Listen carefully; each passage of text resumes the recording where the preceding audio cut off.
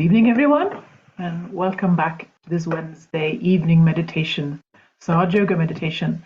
This is what we would call a beginner's course for people who started to meditate within the last few months, also for people who've been doing it for longer, but we're aiming mainly, or we're focusing on people who've just joined. So a warm welcome to all of you back here on Wednesday night. My name is Meta. I've seen some of you before. And I just give you a quick overview of what we're going to do tonight. We're going to talk about the second chakra again, like we did last week. We're going to continue there. So we're working through the chakras. We started at the base of the spine with the Muladhara, and that was 3 weeks ago, just before Christmas. And now we start again after Christmas. As always, I would like to just check first if there's anyone who is here for the very, very first time, who has actually never done any Sahaja Yoga. If you are one of those people, maybe you could just drop a line in the chat or just raise your hand. But this is for if you've never done any Sahaja Yoga. Not that it matters, you can just follow along. That would be interesting for us to know. Hopefully most of you have been here. You know about the basic of Sahaja Yoga, which is the awakening of the Kundalini. The Kundalini is the energy, the coiled energy, 3.5 coiled in the base of the spine in the sacrum bone. And this energy gets spontaneously awakened and passes through the energy centers in the middle of the body in the central channel and emerges at the top of the head, the 7th chakra, and we are then connected, and that's what we call self-realization or yoga. Yoga means union. It's the Sanskrit word yukti, means the union, and the union is with your individual energy, with this all-pervading energy that we have around us. So that is Sahaja Yoga for those of you who may not have done this before. So we can recap as we talked about the Muladhara chakra, and that was a couple of weeks ago, which is at the base of the spine, just below the sacrum bone, and this is the root chakra. And now we're talking about the second chakra, which is at the level of the hips, the aortic plexus. So perhaps Astik is my assistant tonight. He's helping me with all the technical bits. So maybe we can just have a look at the slide of the chakra system again, if that's okay. And I can just talk a little bit about the location of the chakra and its correlation to the energy channels on the side. So you can see that there are 3 lines going in the body, and the central channel is white. And then you have on the which is the right side, but it looks like it's the left side, is the right side, the right energy channel.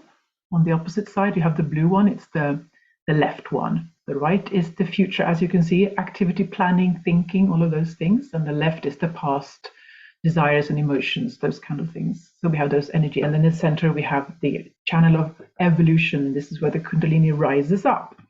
And if you look further down at the yellow sort of star-shaped chakra right there, that's what we call the Swadisthana Chakra, which in reality actually circulates around this green area. I didn't bring this up last time because I just don't want to bombard you with information, as I will say in a minute why. So it actually circulates in around this green area, which is called void, but it starts at the level of the hip, so therefore we call it the second chakra, the Swadhisthana Chakra. And you can see that on the right side, from the second chakra, you see the yellow channel actually starts, and that's the right side, and it goes up all through the body, and it culminates in this yellow balloon in the head. And this is what we call the ego. This is the accumulation of what we identify as ego, our thoughts and identity as an ego. On the left side, it doesn't start on the Swadhisthana, it starts below, but it then culminates in the superego, which has to do with the past. The past. So that's just a quick overview of the energy channels and the Swadhisthana Chakra. So for those of you who were here last week, we talked about mainly the right aspect of this chakra on the yellow side. And we were talking about how this is, as I said, placed in the aortic plexus, just above the sacrum bone. and it controls a number of organs, as in physical organs in the body, the liver, the spleen, the kidneys, the reproductive organs in females. So it has a big job, in the physiological side of our being, as well as the sort of mental and spiritual side. So I spoke a lot last week about the importance of sort of crossing from spiritual to physical by looking after this center. We look after by looking after the liver and the organs, and we talked about how this energy center, this chakra, gets heated up by diet, perhaps if we eat heavy food, or by over consuming entertainment, perhaps, or being on our phone. Because it is the seat of our attention, if we let our attention be hijacked by everything that's going on around us, whether it's the phone or news or whatever is happening, the center gets out of balance, it heats up, and then it's hard for us to meditate. So that's why we focus a lot on keeping this center in balance. So we have two more aspects, as you might have remembered from early on. We talked about those three aspects to all the chakras, one on each side and in the center. So we haven't spoken about the center and the left side of this chakra. So if the right side is the seat of our attention, and the main aspect of the right side of our Swadhisthana is purity of attention, pure attention is what we have there. The center, well, it's the essence of the fundamental quality of Swadhisthana is creativity. And this is where the energy for our creativity is even generated. So we realize when we've had this awakening of the Kundalini that true creativity is only achieved when we are in this state of thoughtless awareness. I was talking about the ego and the superego. When the superego and the ego is not involved in our creativity, this is where we can find that we really become truly creative. And there's no interference with our mental activity. Same as we talked about pure attention. What is pure attention? It's the pure concentration of our focus without any mental activity. So if you like, we can call this creativity is heightened when we are in this balanced, thoughtless awareness state. And it doesn't really matter whatever form it takes, this creativity takes. It can be cooking, it can be gardening, it can be knitting, it can be science. If we are in that sort of balanced state and we are in a thoughtless state, it's like the innate creativity within us awakens, right? And it sounds, if you haven't experienced it, might sound a little esoteric and a bit sort of woo-woo, but I suggest you try it. And I think many people have experienced this, that when they start to meditate, all of a sudden this creativity starts to bubble up in a way, in a different way. So yeah, I hope you can experiment with that. So what we're hoping is that this creativity is not affected so much by our mental activity and by our ego. Perhaps our ego, we want to be successful, we want to sort of have praise from other people. It can just be a pure creativity because of the joy of it. We have to be a little careful because this creative process, I should say, can actually exhaust the chakra if we're not in balance. So you can imagine this feedback from the ego on the right side, and the heat from the ego comes back to the right Swadhisthana and heats it up. So it's kind of feeds back on itself, and that's where we need to cool down the right Swadhisthana. So the essence, as I said, is that kind of creativity which is beyond our mental activity. It's always like your intuition, if you like. And then we move on to the left Swadhisthana. That's on the left side. And as you remember, then we talked about the left channel being our past, our emotions, and when it gets out of balance, it can lead into sort of depression, lethargy, the sort of more darker sides of our personality, perhaps. And interestingly, if you remember when we did the realization process, when we put our hands on different chakras and say affirmations. So you may remember that we talked about the affirmation, I should say, for that chakra is pure knowledge, right? So pure knowledge, what does that mean? Pure knowledge means the innate knowledge that is within you. Again, it's not, your mental knowledge. It's not what you've learned in school. It's not what you've learned growing up in your particular culture. It is not your ideas about certain things. I'm not saying there's anything wrong with that, but what we're looking for is this pure knowledge, which is just innate, and which is the knowledge of the spirit, which is benefiting your spirit. And that also can sound a little esoteric, but I think you will know what I mean. And that it really has to do with your listening to your intuition, if you like, being aware and being in tune with your intuition, and know what is good and bad for you. I always used to think of this left Swadhisthana as like a filter. So it filters out what we could call impure knowledge. What is it? Impure knowledge is knowledge that is not beneficial for the ascent, your spiritual ascent, for your spiritual growth, for your spiritual well-being, your emotional well-being. So it can be anything, you know. We can just absorb it from maybe watching something which isn't very nice, not very uplifting, reading books perhaps which are not giving sort of pure inspiration. And even if we have done some, we talk about, I think you might have heard the expression, we talk about false gurus who mislead you. And this is something you need to experiment with yourself again. You mustn't just take our word for it that this is right and this is wrong, but try, experiment with this. If you feel, as we talked about last week, the manifestation of these chakras in the fingers are, as you can see on the pictures, the thumbs, right? So if you're meditating and you feel on the left thumb pressure, tingling, heat, whatever reason, that is something on the left Swadhisthana which is a little bit blocked. And I'll tell you a little bit about what we can do to clear those chakras. But it's quite it's a delicate chakra, and as I said, I feel like it works like a filter. So it's like you can't avoid getting a little clogged up. If we're living in this day and age, in this society, we have to go out, we have to meet people, talk to people, whatever we have to do. So it just gets a little clogged up. So we need to make sure that we keep this center clear, just as the rest of the Swadhisthana, like all the chakras. And I want to then emphasize again, why do we want to keep these? Why is it so important to keep the chakras clear? Well, of course, we want to manifest all these qualities, but it is to enable the Kundalini to rise through the central channel freely and strongly, to rise up and pass through here, enter in the Sahasrara, the seventh chakra, and bring us into meditation. That's what is the ultimate goal, right? It's not about clearing chakras and knowing about chakras. The ultimate goal is to go into meditation and being in meditation.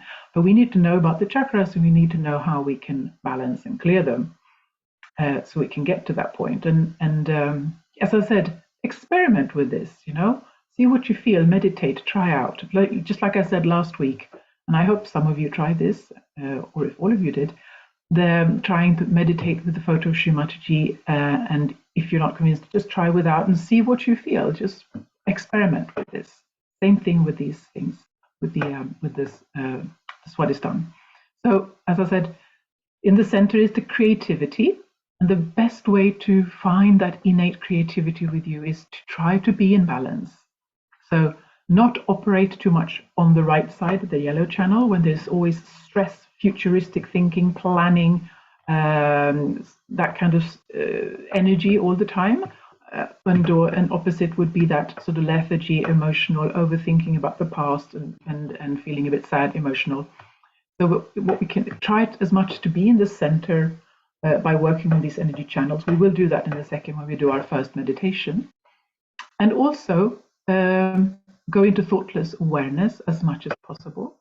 And this innate creativity will awaken, right? It will awaken. You can, we'll do that in the second meditation. We'll put our hand later on. We can affirm that we would like to have this pure creativity awaken.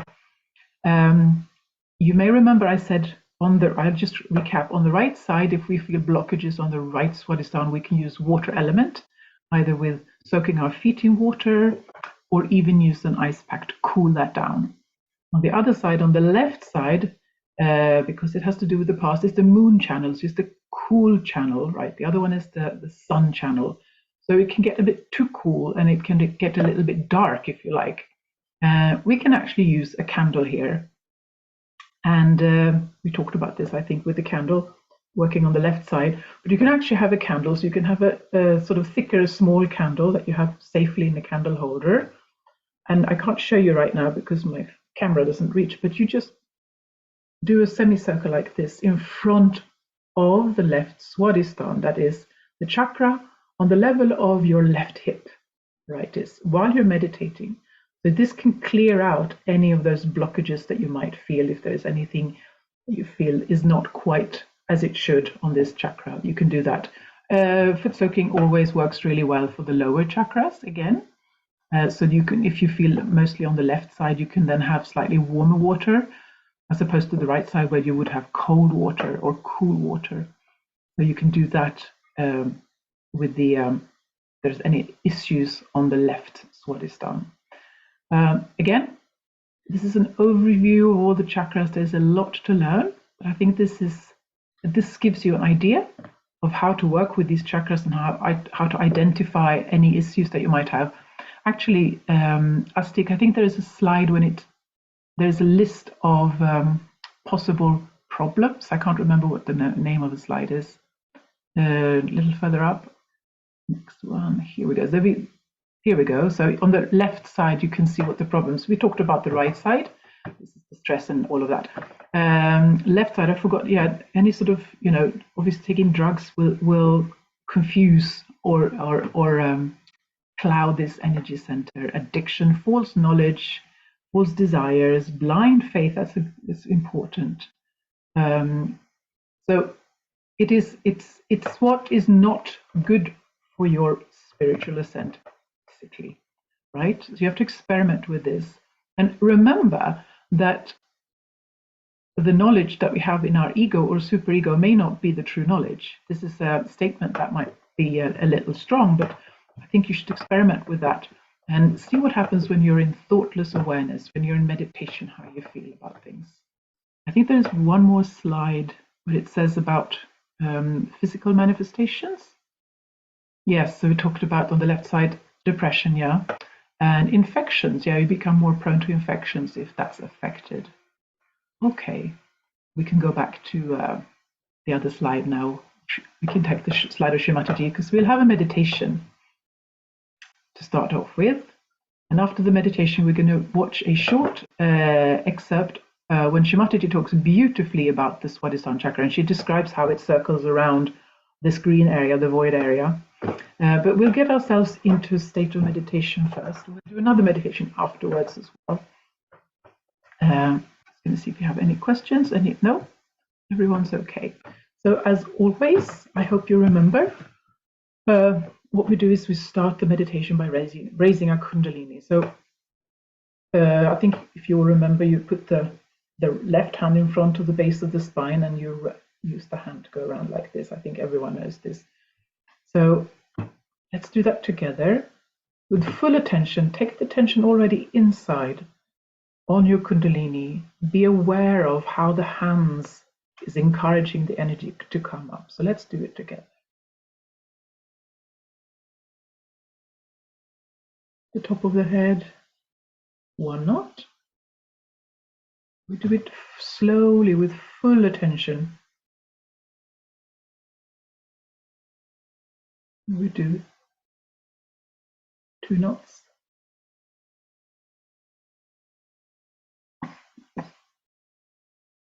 And then 1, 2, 3. And then we describe the protective arch and just taking vibrations on the left hand and bringing it all over to the right side and then back. That would be once. And again, full attention. Let's do it 7 times. Twice. 3, 4, 5, 6,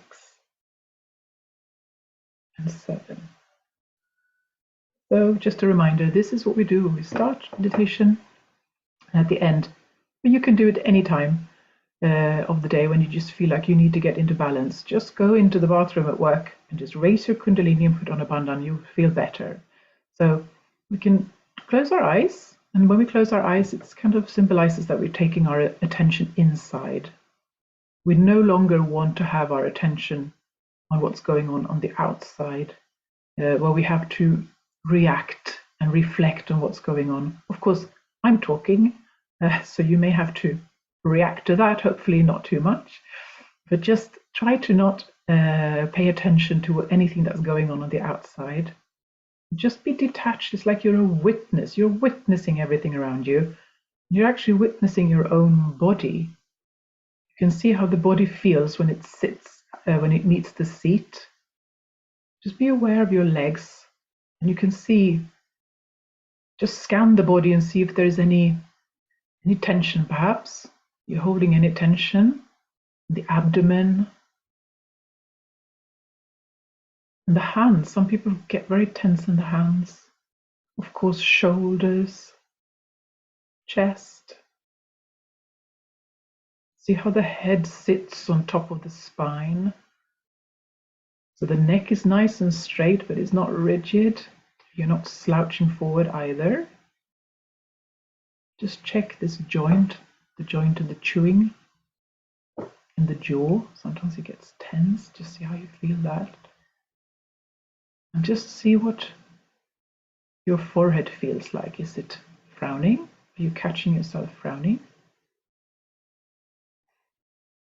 You scan the body, feeling quite relaxed wherever you're sitting. You can sit on the floor, you can sit on a chair, wherever, it does not matter, as long as you feel comfortable.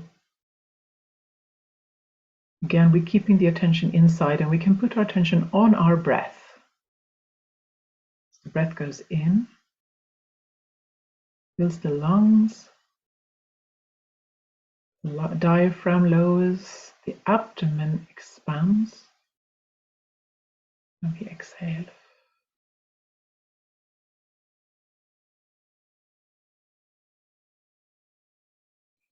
And then we go in, take a breath in again.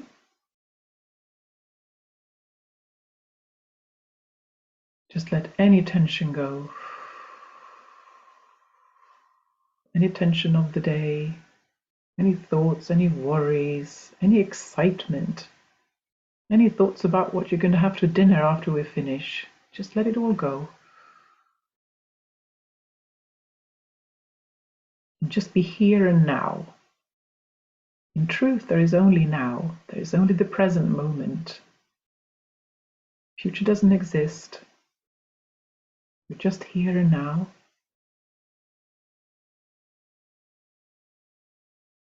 Expand your lungs one more time and exhale.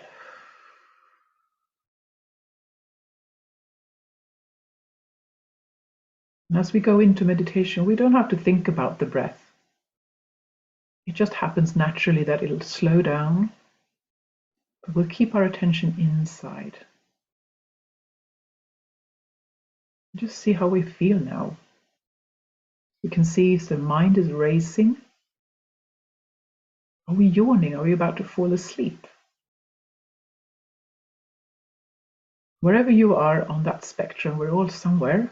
We can help that by clearing the left side first and then the right side. So the left side, if you remember, I'm going to show you. Just keep your left hand open in the lap and you drop the right hand towards the floor. So if you're sitting on the floor, you put the right hand on the floor. If you're on a chair, just drop it. So the idea is that the heaviness or the heat from the left side gets absorbed through the right side into Mother Earth, and it leaves us. Pay attention to the left side, the blue channel that we watched before. Without thinking or analyzing, just see how you feel. Do you feel sleepy, lethargic? Feel okay? You just say inside yourself, Mother Kundalini, please clear my left side. We just desire the left channel to be clear. Don't have to do anything, we just desire. And then we relax again.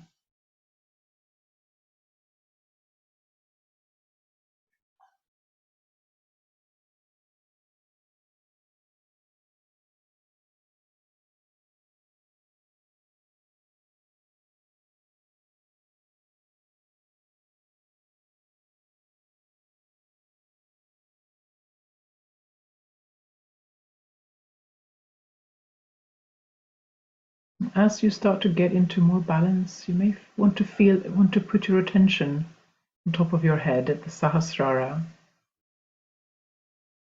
Just rest your attention there without any effort. Just leave it. And allow the Kundalini to rise up and clear out any heaviness, any darkness from your left side, any lethargy.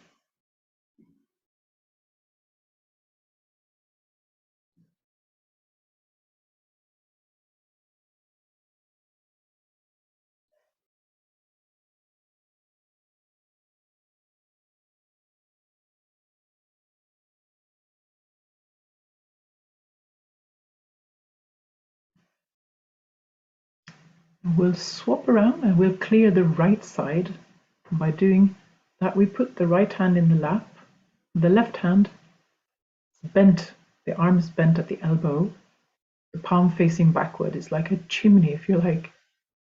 So we're desiring that any heat, that stress and agitation from the day, all that heat will just emerge out from this hand into the ether and disappear.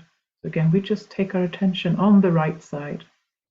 And all we do is just desire for this Mother Kundalini to please cool down my right side. Please balance my right side. And then just let go. In truth, we don't do this meditation. It's the Kundalini that makes it happen. So all we do is just present our desire. We just desire the right side to be clear. And then we just surrender and leave it.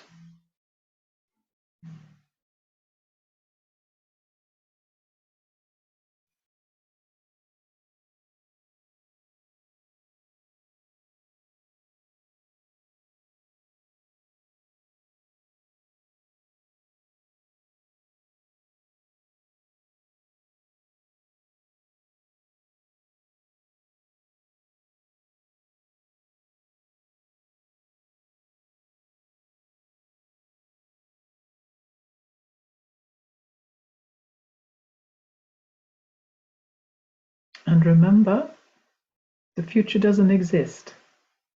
It's only now and here in the present moment. This is reality.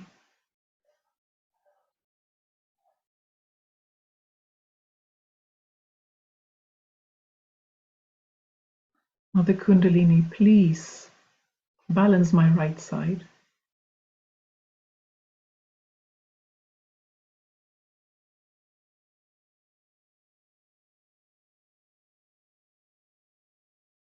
We can take the left hand down, so we have both hands open on our laps. We have them open because we want to receive these vibrations. We can bring our attention to the central channel, that channel in the center of the body.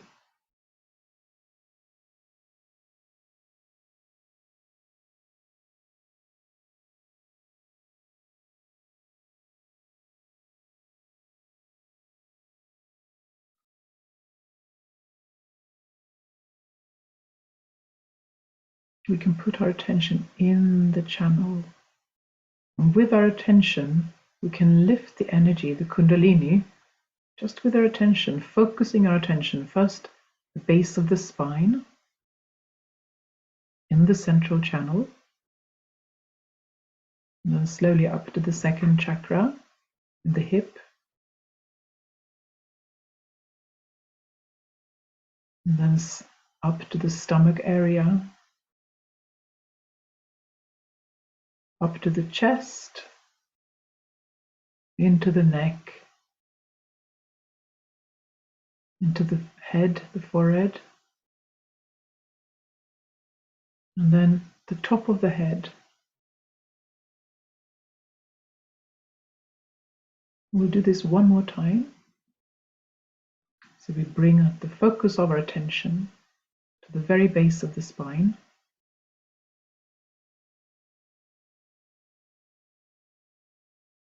We raise our attention in the central channel to the second chakra, hip area.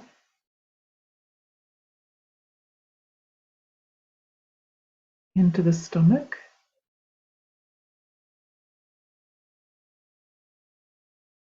Into the chest. Throat. Forehead. And then emerging the top of the head. And we'll do this one more time, last time. Try to focus your attention at the base of the spine. Slowly bring it up to the second chakra. And then into the stomach area. Slowly up to the chest. Into the throat. And the forehead. And again, emerging out of the top of our heads. Now we leave the focus of our attention there.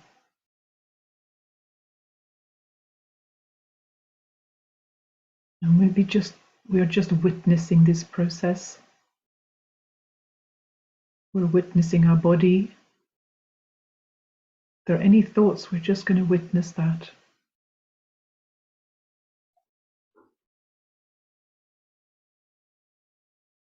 Our only desire is to be in this present moment in thoughtless awareness.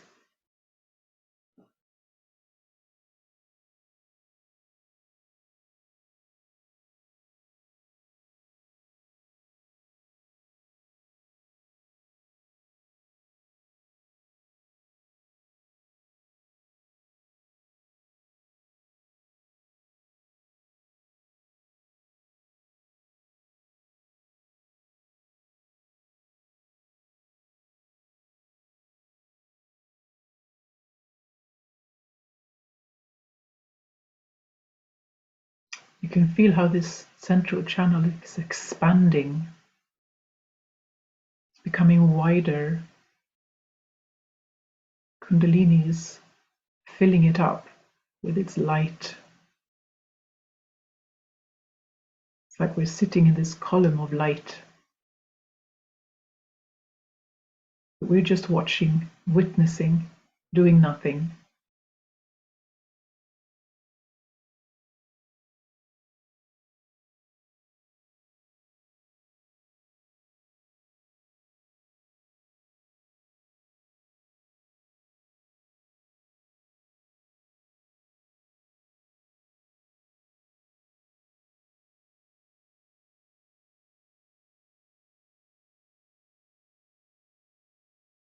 So we can stay in this witness state, this meditative state without thoughts.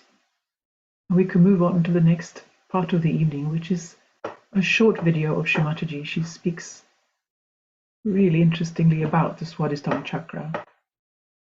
So we can have the video, and then after that we'll have a short meditation, and then we'll have some breakout rooms.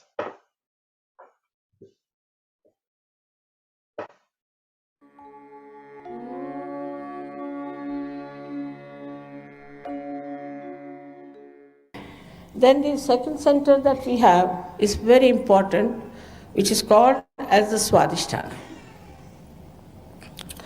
This center looks after physical and our mental activities. Perhaps the doctors don't know that it has a very important work to do, is that it has to nourish the brain with new cells, because all the time the brain is using these cells for its activity. So the energy has to go from this center up there you can see. And then it nourishes the center. It nourishes the brain through its activity. Now when we are very futuristic, or we are using too much of a brain, I should say, too much of a brain activity we have. We are futuristic, we are planning too much, thinking too much, all the time, thoughts and thoughts and thoughts. That time we are using the energy of this center. But this center has another very important thing to be done, that it goes round, as you see, it moves all round here. It's shown here directly, but it's connected to the center. And it moves round and round and round, and gives energy to this area where we have our liver, our pancreas, our spleen, kidney, and parts of intestines. Now, if we start exhausting ourselves with too much thinking, then the main work of the center suffers, and that's how we develop all these diseases of all these organs. Like, for example, with liver, you develop a liver problem. Liver problem means that liver has a function to emit heat from your body, which is poison, into the bloodstream. But when liver gets upset, we should say, the heat is retained in the liver. It passes upward and downward. When it passes upward, it affects a center there, as you can see, what we call as the right heart. And people develop what we call the disease as asthma. And when it passes downwards, it reaches the kidneys and coagulates, and you get kidney troubles, for which we have to go on dialysis and ultimately to die. So this heat is created because our liver is out of gear. At the same time, this heat can also pass if a person, say, at a very young age drinks and puts in too much of physical efforts and is all the time busy thinking. He might get a very fatal heart attack, because this heat can go towards his heart and just collapse it. Also, those people work very hard like that can get a very massive heart attack. But the people who have other problems on the left-hand side are different type. They are the people who have lethargic organs. These organs do not work. And when they do not work, then they have all the other problems of the left side, as we call it. And this also causes another serious problem of psychosomatic troubles. Now, the essence of this center is that it is creativity. When the Kundalini nourishes the center, people become extremely creative. Now you have seen these artists who are playing here. They were very simple, ordinary artists, but after coming to Sahaja Yoga, suddenly they have bloomed so much. The most surprising thing is that people, say even from Switzerland, who do not know a word of Sanskrit, who do not know a word of Hindi language, have composed poems, they have put them to tunes, and they sing as good as these people can sing.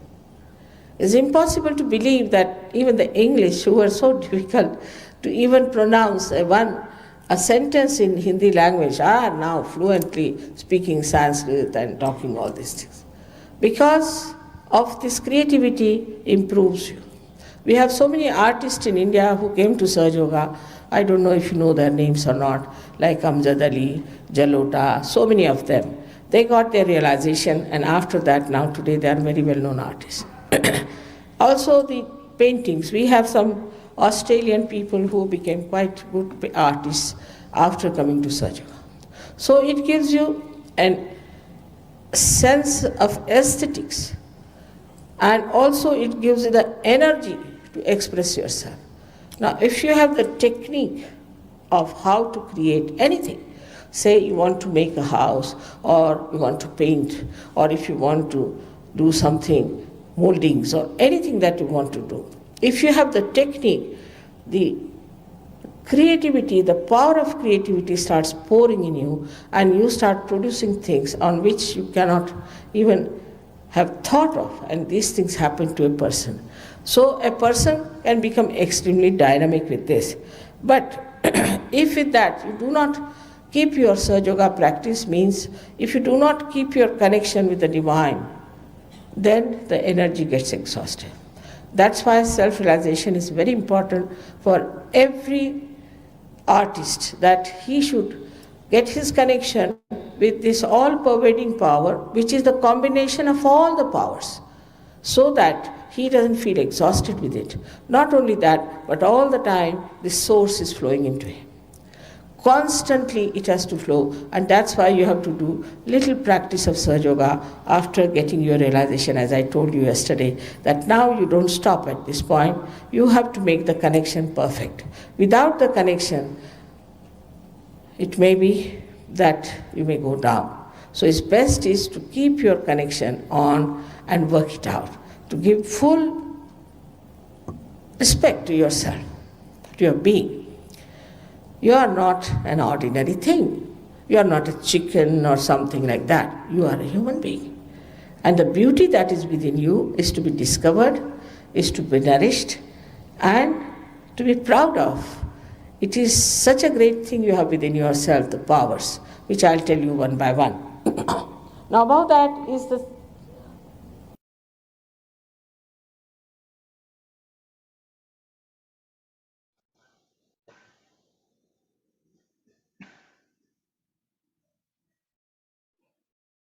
So we can keep our eyes closed again and stay in meditation.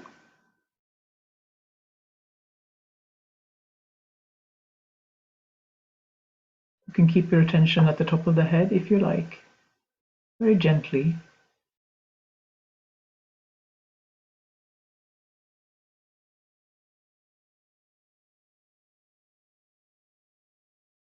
And if you want to pay attention to your hands, you can see if there is anything on these of the thumbs, as we talked about, which is correlating to this Swadisthana Chakra. Without thinking, just see if there's any difference in the thumbs. If one feels a little hot, a little prickly, a little throbby, just watch and see.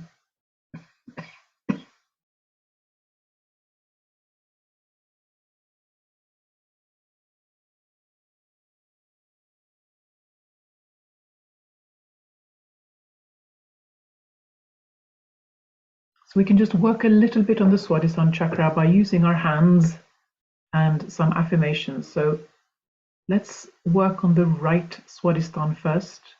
As you remember, this is the seat of our attention, the pure attention that we want. And we can use our left hand for this. So just put your left hand on the right side of your hip. Because the left side is cooling down the right side. And we can say, Mother Kundalini, please purify my attention. Please steady my attention. Mother Kundalini, please give me pure attention.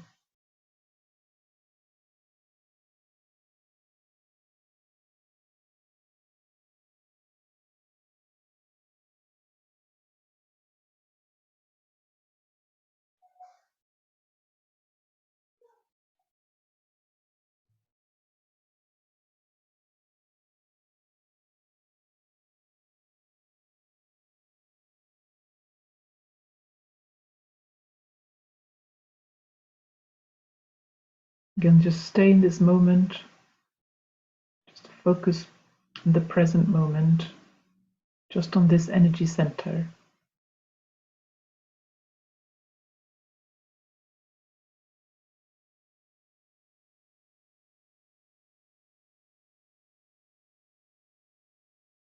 You can take the left hand, put it back on your lap.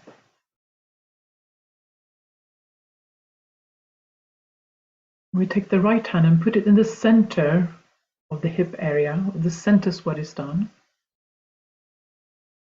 Give vibrations here. We can say, Mother Kundalini, please awaken creativity within me.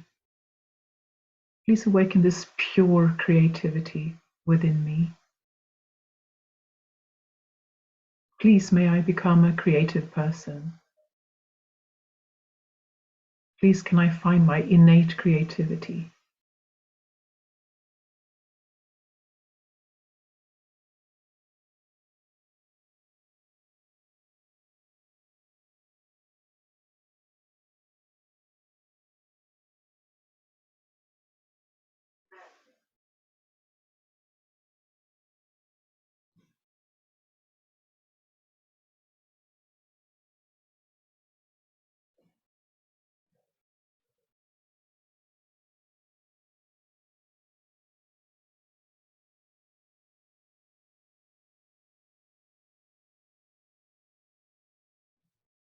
Again, just witness yourself.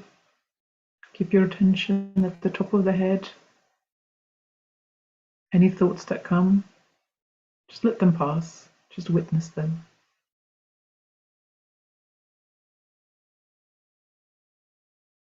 We can move the right hand to the left side of the hip. We can press a little. We can ask Mother Kundalini, please, may I have the pure knowledge? Oh, please, Mother Kundalini, please awaken the pure knowledge of the Spirit within me.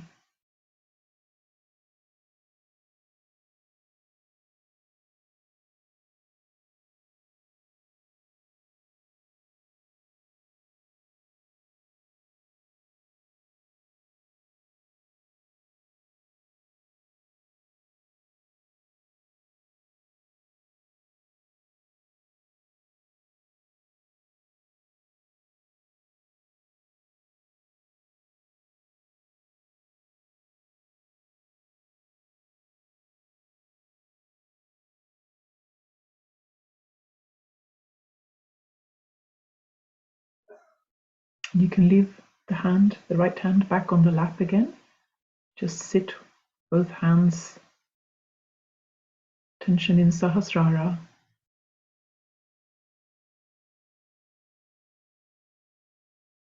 Just let go, surrender to this Kundalini.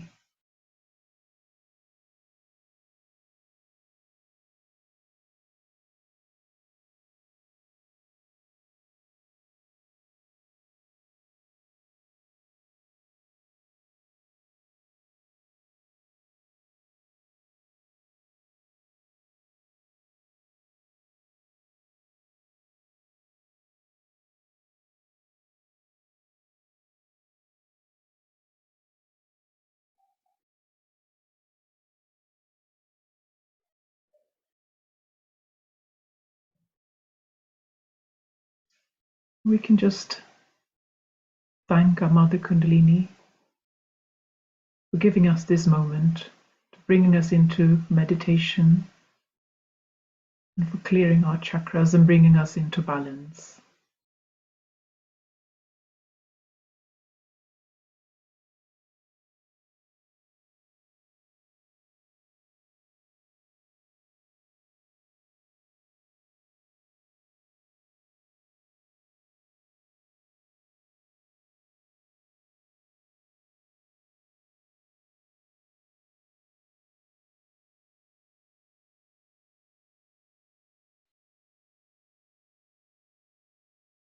We're going to help to finish this meditation, and we'll do that, as always, by raising the Kundalini together with full attention.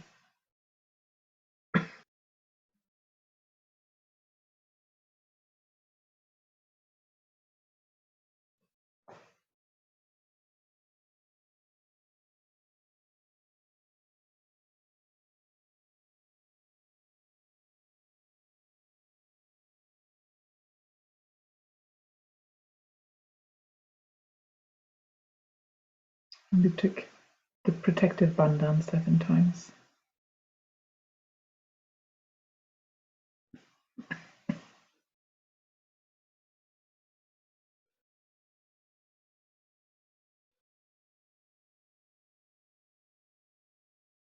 We bring our hands together. So thank you.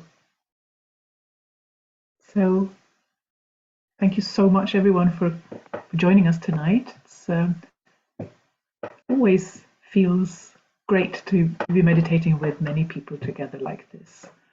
So we will continue next week, and I think we'll then move on to the third chakra. We'll tell you even more. Mostly we'll meditate together as we have so far, but we are going to do some breakout rooms now. Please stay. This is a lovely opportunity to meet other people, and you can ask questions or share experiences. You can stay for as long as you want to. It would be lovely if you stayed. So thank you again, and I really hope to see you all next week. Have a great week. Just wanted to say one thing. Shri Mataji said in the video that for this creativity, keeping this chakra open, we have to do the Sahaja Yoga practice, which obviously is the meditation, right? So whatever you can do, just see if you can find 5 minutes every day and just do whatever you can, going into this state of just attention up here and this silence. The more you do it, it's a cumulative effect, if you like. As I said last week, it's not, we don't brush our teeth for 2 hours on a Sunday. We do it every day, twice a day. So just see if you can find time to do that every day. Experiment with that as well and see how you feel. So thank you so much for coming, and I'll see you in a breakout room next week. Thank you.